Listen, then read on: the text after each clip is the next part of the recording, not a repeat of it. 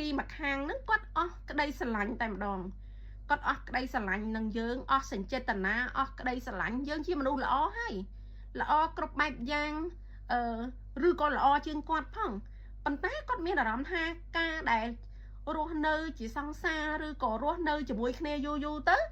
មានអារម្មណ៍ថាដូចអស់សញ្ចេតនានិងអស់ក្តីស្រឡាញ់ពេលខ្លះឃើញមុខធុញមុខទៀត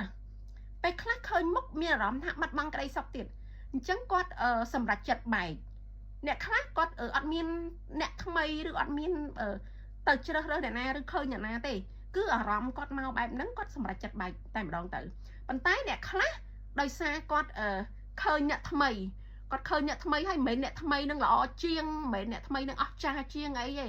ប៉ុន្តែអ្នកថ្មីហ្នឹងធ្វើឲ្យគាត់ទទួលបានអារម្មណ៍មានក្តីសុខធ្វើឲ្យគាត់មានកម្លាំងចិត្តធ្វើឲ្យគាត់រីករាយធ្វើឲ្យគាត់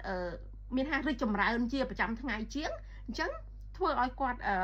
ស្រឡាញ់អ្នកថ្មីនឹងទៅដល់ពេលស្រឡាញ់អ្នកថ្មីកាលណាស្រឡាញ់អ្នកថ្មីទៅគាត់ត្រូវតែជ្រើសរើសមួយអញ្ចឹងគាត់សម្រេចចិត្តបែក